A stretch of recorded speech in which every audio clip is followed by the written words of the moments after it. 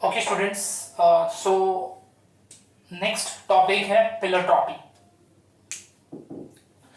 पिलोट्रॉपी भी आप बोल सकते हो लीथल जीन से ही रिलेटेड है कहीं ना कहीं, राइट? बिकॉज यहां पर क्या होता है कि एक सिंगल जीन जो है, condition in which a single gene influences more than one trait, ठीक है? एक जीन के वजह से दो कैरेक्टर्स पर असर पड़ता है, तो इसको याद रखना है। Pleiotropy is nothing but a condition in which a single gene influences more than one trait, इसको याद रखना है, ठीक है? सो अब ऐसे जीन्स को हम क्या बोलेंगे? Pleiotropic genes, pleiotropic genes. So याद रखना है pleiotropy, what is pleiotropy, and उसके बाद व्हाट वाज द रीजन, क्या रीजन होता है, तो उसको भी देख लेते हैं। It is due to the effect of the gene. ये जो जीन है ये कहीं ना कहीं दो या दो से ज्यादा इंटर रिलेटेड मेटाबॉलिक एक्टिविटी में शामिल होता है, ठीक है? सो याद रखना, it is due to the effect of the gene on two और more than two inter related metabolic activity, but they contribute to the formation of different phenotype।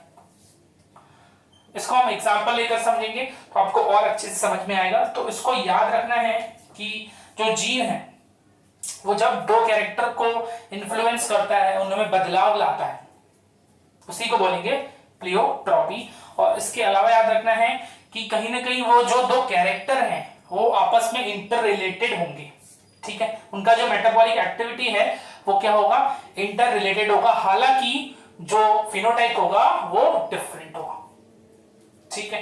तो इसको बहुत अच्छे से याद रखना है। अब एग्जांपल, हम एक एग्जांपल लेंगे गार्डन पी, और दूसरा एग्जांपल में ह्यूमंस में डिजीज, कुछ डिजीज हैं that is due to pleiotropy. So garden pea में एक जीन है जो कि क्या कंट्रोल करता है? Flower colour. फ्लावर कलर के अलावा एक और चीज कंट्रोल करेंगे, वो same gene, colour of the seed coat and red spots in the axial of the leaves, ठीक है? सो यहां पर समझ में आ रहा है आपको? देखो ये फिनोटाइप अलग है, सीड कोट कहां अलग, फ्लावर कलर कहां अलग, फिनोटाइप अलग है, डिफरेंट फिनोटाइप, बट कहीं ना कहीं they are what? Interrelated. तो यहां पर याद रखना है गार्डन पी में एक जीन है जो फ्लावर कलर को कंट्रोल कर रहा है, वही सेम जीन क्या करेगा? सीड कोट के कलर को भी इन्फ्लुएंस करेगा and red spots in the exiles of leaves को भी इन्फ्लुएंस करेगा, ठीक है? अब इसके बाद ह्यूमंस में प्लियोट्रॉपी के एग्जांपल्स क्या क्या हैं? सिकल सेल एनीमिया, आपने ये एग्जांपल कोडोमिनेंस में भी सुना हुआ है। इसके अलावा एग्जांपल है phenyl ketone urea. Phenyl ketone urea के अलावा एग्जांपल है सिस्टिक फाइब्रोसिस। इसके अलावा कार्ट जेनर्स सिंड्रोम। तो चार एग्जांपल है, sickle cell anaemia, phenylketonuria, cystic fibrosis and Kartagener's syndrome, ठीक है? सो हम इंडिविजुअली एक एक डिजीज जो है उसको पढ़ते हैं, ओके? ओके स्टूडेंट्स, सो अब हम एग्जांपल देख रहे हैं प्लियोट्रॉपी का, that is phenylketonuria, which is shortly abbreviated as P K U. P K U का मतलब होता है फिनाइल कीटोन यूरिया। अब याद रखना है, it is the autosomal recessive metabolic disorder. Phenyl ketone urea that is PKU is a autosomal recessive metabolic disorder, ठीक है? याद रखो कि जो जीन रिस्पॉन्सिबल है पीकेयू कॉज करने के लिए, that is the gene which will lack, it will not synthesize the enzyme, right? So याद रखना है वो एक एंजाइम है जिसको सिंथेसाइज नहीं कर रहा है। नॉर्मल जीन होता तो वो उसको सिंथेसाइज करता, ठीक है? Normal genes in the sense dominant वाला जीन, ठीक है? बट इस केस में lack of enzyme is due to the abnormal recessive gene on chromosome number 12. So chromosome number बहुत इंपॉर्टेंट है, इसको याद रखना है। PKU is the disorder on chromosome number 12, इसको अच्छे से याद रखना है, ठीक है?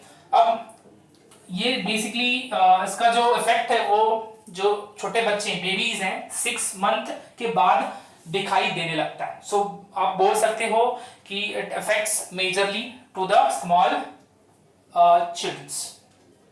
Affected babies are normal at birth, right, जैसे कि मैं बता रहा हूं, but within few months और अ वीक, ठीक है, there is rise in phenylalanine, ठीक है, किसकी मात्रा बॉडी में इंक्रीज हो जाती है, फिनाइल एलेनाइन की।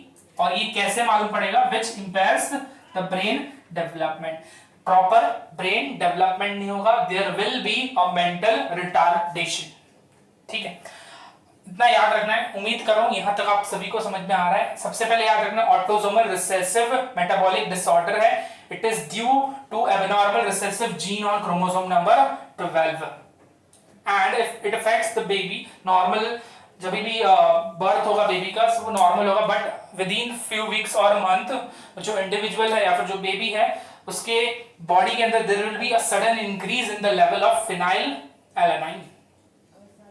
अब ये जो होमोजाइगस रिसेसिव इंडिविजुअल है जो कि हम यहां पर देख रहे हैं, मैंने बताया हुआ it will lack the enzyme, which enzyme it will lack, phenylalanine hydroxylase. याद रखो कि फिनाइल एलेनाइन को खत्म करने के लिए या फिर उसको कन्वर्ट करने के लिए, किसमें कन्वर्ट करने के लिए, टायरोसिन में, फिनाइल एलेनाइन को टायरोसिन में कन्वर्ट करने के लिए there is an enzyme known as phenylalanine hydroxylase. तो ये एंजाइम सिंथेसाइज नहीं कर पाता है एबनॉर्मल रिसेसिव जीन। मैंने जैसे बताया था अगर नॉर्मल जीन होता, डोमिनेंट जीन, तो उसको वो सिंथेसाइज कर लेगा। होमोजाइगस डोमिनेंट होता या फिर हेट्रोजाइगस डोमिनेंट। अब हेट्रोजाइगस डोमिनेंट होता तो कहीं ना कहीं क्या होता, एंजाइम कम बनता लेकिन बनता, राइट, तो उतना ज्यादा इफेक्ट उस टाइम पर नहीं दिखाई देता, बट बन ही नहीं रहा है। कौन सा एंजाइम नहीं बन रहा है, फिनाइल एलेनाइन हाइड्रोक्सिलेज, राइट। सो इस केस में क्या होगा, फिनाइल एलेनाइन का जो अमाउंट है वो बढ़ जाएगा। अब देखो याद रखो ये कहां पर इफेक्ट करेगा, लिवर में। लिवर में फिनाइल एलेनाइन जो है उसको किस में कन्वर्ट होना चाहिए, टायरोसिन में। अब टायरोसिन याद रखना है, it will help in converting tyrosine, जो है टायरोसिन हाइड्रोक्सिलेज एक एंजाइम होगा जो टायरोसिन को कन्वर्ट करेगा इनटू डोपामाइन। सो याद रखो कि tyrosine hydroxylase is an enzyme which will convert tyrosine into dopamine, and dopamine as you all know is a neurotransmitter and a hormone, ठीक है, न्यूरोट्रांसमीटर है अपना डोपामाइन।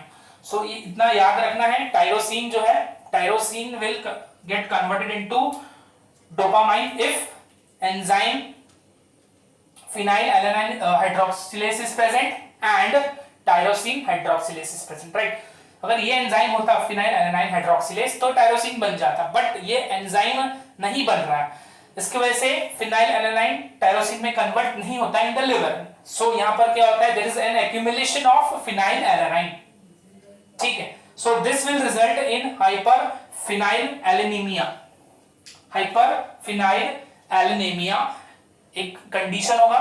अब इस कंडीशन में क्या होता है, it is characterized by accumulation. ये देखो hyperphenylalaninemia which is characterized by accumulation and excretion of phenylalanine।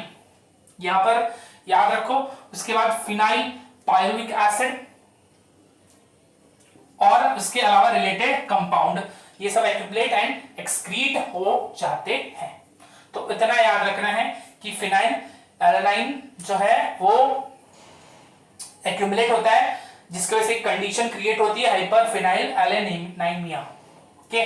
अब usually by 6 month of life severe mental retardation, जैसे कि मैंने बताया था 6 मंथ तक बहुत ही माइल्ड सिम्टम्स होंगे, बट जैसे 6 मंथ के आगे जाएगा there will be a very severe mental retardation which becomes evident if these children are not treated. About 1/3 of these children are unable to walk and 2/3 cannot talk, ठीक है। सो इसको बहुत clearly याद रखना है। इसके अलावा भी कुछ सिम्टम्स होंगे, decreased pigmentation of hair and skin, ये भी एक सिम्टम होगा, that is decreased in the pigmentation of hair and skin. अब एक ड्रग है जो कि देखो मेंटल रिटार्डेशन को वो कहीं ना कहीं कम नहीं करेगा, पर जो टॉलरेंस लेवल है, फिनाइल एलेनाइन का जो टॉलरेंस लेवल है उसको बढ़ाता है, और वो ड्रग है सेप्रोप्टेरिन। ठीक है, sapropterin is the drug which will increase the tolerance level against phenyl alanine। इसके अलावा ट्रीटमेंट की बात करें तो एक प्रॉपर डाइट होना चाहिए, और उस डाइट में प्रोटीन नहीं होना चाहिए, क्योंकि कहीं ना कहीं फिनाइल एलानाइन क्या है, it is a amino acid, right. तो उसको याद रखना है कि डाइट पर भी निर्भर करता है, अगर डाइट में प्रोटीन नहीं होगा तो कहीं ना कहीं फिनाइल एलानाइन जो है वो कम बनेगा। ठीक है, क्लियर है? तो इसको याद रखना है, बहुत इंपॉर्टेंट है। Chromosome number, autosomal recessive metabolic disorder, enzyme के नाम याद रखो phenyl alanine hydroxylase is an enzyme which will convert phenyl alanine into tyrosine in the liver. Tyrosine will get converted into dopamine in presence of enzyme tyrosine hydroxylase. Dopamine is a neurotransmitter and hormone. ठीक है, कहीं ना कहीं वो क्या करता है, signals को ट्रांसमिट करता है, कौन, dopamine. So I am expecting ये PKU that is phenyl ketone urea is absolutely clear. Okay students, अब सेकेंड एग्जांपल देखते हैं, सिस्टिक फाइब्रोसिस। फर्स्ट एग्जांपल देखा हमने PKU, सेकेंड एग्जांपल देखते हैं cystic fibrosis. Again it is an autosomal recessive gene disorder, इसको याद रखना है, same as PKU, autosomal recessive gene disorder है, राइट। अब ये जो जीन है जो कि डिफेक्टिव जो है, ऑटोसोमल रिसेसिव जीन जो डिफेक्टिव है, ये जो जीन है ये एक एंजाइम प्रोड्यूस करता है, स्पेसिफिक एंजाइम प्रोड्यूस करेगा, जो कि क्या प्रोड्यूस करेगा, एक unique glycoprotein. Gene will make enzyme, और एंजाइम हमारे बॉडी में एक यूनिक ग्लाइकोप्रोटीन सिंथेसाइज करेगा। अब ये जो ग्लाइकोप्रोटीन है, it result in the production of mucus with abnormal high viscosity. जो म्यूकस प्रोड्यूस करेगा, ये ग्लाइकोप्रोटीन की वजह से जो है एक अलग सा म्यूकस प्रोड्यूस होगा, जो कि बहुत ज्यादा ही एबनॉर्मल हाई विस्कोसिटी के साथ होगा। अब ये जो विस्कस म्यूकस है, ये इंटरफियर करेगा with the normal functioning of several exocrine glands. Exocrine glands की जो फंक्शनिंग है उसके साथ म्यूकस जो है, ये जो एबनॉर्मल हाई विस्कोसिटी वाला म्यूकस है, वो इंटरफियर करेगा। और कौन से एक्सोक्राइन ग्लैंड होंगे, वो स्किन, ठीक है, स्किन में होता है स्वेट ग्लैंड, ठीक है, लंग्स, लिवर एंड पेनक्रियास, ठीक है, लंग्स में म्यूकस ग्लैंड अगेन, ठीक है। सो याद रखना है ये सारे एक्सोक्राइन ग्लैंड होते हैं जिनके साथ ये विस्कस म्यूकस क्या करता है, इंटरफेयर करता है। मतलब यहां पर जो नॉर्मल एक्सक्रीशन है उससे ज्यादा एक्सक्रीशन शुरू होता है, ठीक है। अब abnormal high level of NaCl occurs, ठीक है, ज्यादा सिक्रीट होगा स्वेट, तो कहीं ना कहीं ज्यादा अमाउंट में NaCl भी होगा। इसके बाद mucus stagnates in the tubules of the lung. Mucus रुक जाता है, जमा हो जाता है, स्टॉप हो जाता है लंग्स के टिब्यूल्स में, जिसके वजह से it will lead to bronchitis, inflammation. रुक जाएगा म्यूकस, उसमें ही इन्फ्लेमेशन हो जाएगा, that is bronchitis, inflammation of the bronchioles. इसके अलावा ये हो गया हमारा लंग्स पर और स्वेट के वजह से जो असर पड़ेगा स्किन के वजह से, ठीक है। इसके अलावा secreting cells in the liver and pancreas, secreting cells in the pancreas and liver are also damaged, decreasing production of emulsifying, fat emulsifying and digestive enzymes. कहीं ना कहीं आप सभी को पता है लिवर में और पेनक्रियास बहुत इंपॉर्टेंट रोल प्ले करते हैं इन ड डाइजेशन, राइट। सो कहीं ना कहीं म्यूकस सिक्रीट होने की वजह से, abnormal high viscosity mucus secrete होने की वजह से ये जो सिक्रीटिंग सेल्स है ये भी डैमेज हो जाएंगे। जब ये डैमेज हो जाएंगे, there will be a decrease in the production of fat emulsifying and digestive enzymes. तो कहीं ना कहीं ये किसके साथ इंटरफियर कर रहे हैं, with the digestion and absorption of food. तो ये एक जीन क्या कर रहा है, दो कैरेक्टर को कंट्रोल कर रहा है, राइट। दो कैरेक्टर को कैसे कंट्रोल कर रहा है, एक है bronchitis, breathing related to respiratory, इसके अलावा दूसरा कैरेक्टर कौन सा कंट्रोल हो रहा है, digestion and absorption of food, right. So याद रखना ये एक क्लासिकल एग्जांपल है प्लेट्रोपी का। दो कैरेक्टर कौन से हैं, रेस्पिरेशन, रेस्पिरेटरी ट्रैक्ट को इन्फेक्ट करवा रहा है, as well as digestion and absorption में इंटरफियर कर रहा है। तो ये हो गया हमारा सेकंड एग्जांपल, इसको अच्छे से याद रखना है, बहुत ही इजी है और इसमें से क्वेश्चंस पूछे जाते हैं, बहुत इंपॉर्टेंट है, ये बहुत इंपॉर्टेंट टॉपिक है cystic fibrosis. Okay students, sickle cell anaemia उस पर मैं ज्यादा आपको डिटेल में नहीं पढ़ाऊंगा बिकॉज हमने ऑलरेडी प्रीवियस लेक्चर्स में ये पढ़ा हुआ है। जस्ट कैसे ये एक जीन दो कैरेक्टर को कंट्रोल कर रहा है, वो दो कौन से कैरेक्टर है वो मैं बता दे रहा हूं। तो प्लेट्रोपी में आप सभी को पता है कि हीमोग्लोबिन का स्ट्रक्चर चेंज हो जाता है, राइट। HbA टाइप का जो नॉर्मल हीमोग्लोबिन है वो चेंज हो जाता है to HbS, right, because of valine जो है उसके जगह पर उसको कौन सब्स्टिट्यूट कर देता है, ग्लूटामिक एसिड, राइट। सो ये एक कैरेक्टर हो गया।